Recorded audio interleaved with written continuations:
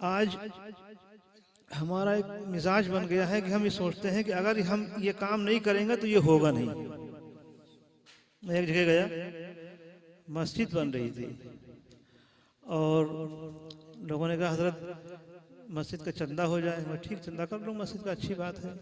तो मुझसे चंदा हुआ तो एक साहब आए, मुझसे बोले कि हजरत ये यहाँ पे एक बहुत बड़े आदमी हैं, उन्होंने कहा कि मैं कुछ बात कही होगी, उनकी बात लोगों ने नहीं मानी, कहा मैं चंदा नहीं दूंगा,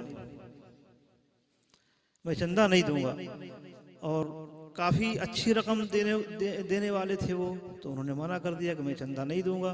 वो ये समझ रहे थे कि जब मैं चंदा नहीं दूंगा तो ये मस्जिद का काम जो है वो रुक जाएगा।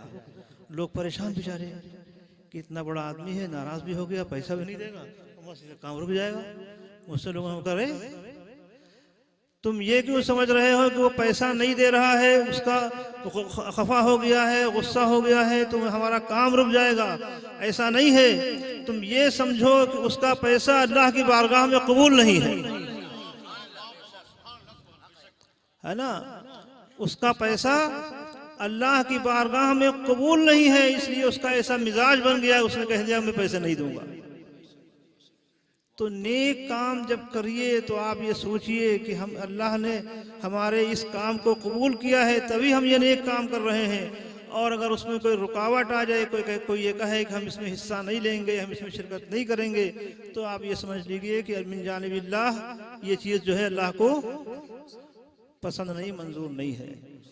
तो जो भी नेक काम किए जाते हैं, आप ये जलसा कराते हैं, आप जो भी नेक काम करते हैं उसमें आप शिरकत करते हैं, पैसा देते हैं, हिस्सा देते हैं, तो ये सोच लीजिए कि अल्लाह को हमारा ये पैसा देना, हमारा ये काम करना उसकी बारगाह में कबूल है, इसीलिए हम कर रहे हैं। और अगर कोई शख्स उससे पीछे हटता है तो ये समझ लीजिए कि अल्लाह की बारगाह में ये चीज़ जो है वो कबूल नहीं है। और उसकी वजह क्या होती है मुसलमानों? उसकी वजह क्या होती है कि कोई आपने 1 रुपया दिया, अल्लाह की बारगाह में कबूल है, कोई 1 लाख दे रहा, वो अल्लाह की बारगाह में कबूल नहीं। उसका ऐसा मिजाज बन गया कि वो उसने देने से इनकार कर दिया। उसकी वजह मालूम आपको क्या है? उसकी वजह यह है कि जो 1 रुपया दे रहा है उसके अंदर इखलास है, वो सिर्फ अल्लाह के लिए, उसकी रजा के लिए दे रहा है। और जो 1 लाख दे रहा है उसके अंदर इखलास नहीं है, वो सिर्फ नामो नमूद के लिए दे रहा है। तो जो भी काम कीजिए अल्लाह उसके रसूल के इखलास के साथ कीजिए, दिखावे के लिए नहीं। ये सोचिए कि हम ये सिर्फ अल्लाह और उसके रसूल की खुशनुदी के लिए, उसकी रज़ा के लिए कर रहे हैं। तो आप 1 रुपया देंगे, कोई 1 लाख दे रहा है, तो आपका 1 रुपया 1 लाख के बराबर होगा मुसलमानों।